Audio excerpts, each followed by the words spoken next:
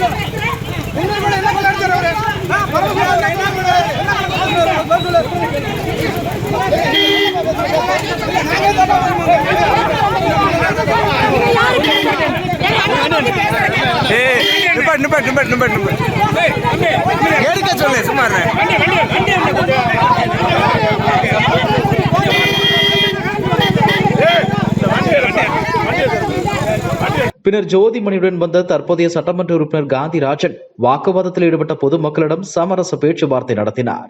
சுமார் அரை மணி நேரத்திற்கு மேலாக நீடித்த இந்த வாக்குவாதமானது சட்டமன்ற உறுப்பினர் காந்திராஜனின் சமரச பேச்சுவார்த்தையை அடுத்து பொதுமக்கள் ஜோதிமணியின் காரை அங்கிருந்து அனுப்பி வைத்தனர்.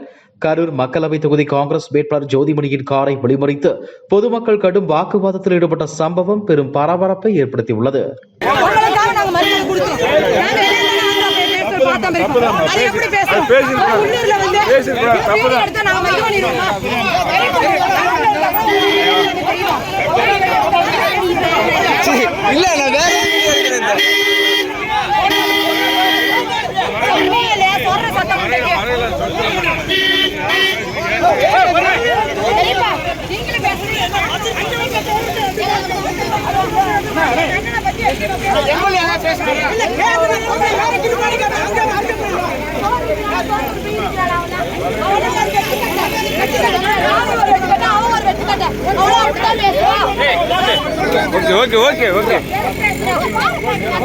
அப்படி இல்ல எதுக்கு யாரு பாக்க அவ எலெக்ஷன் பத்தி ஓட்டுறோம் முன்னாடி போடுவாங்க.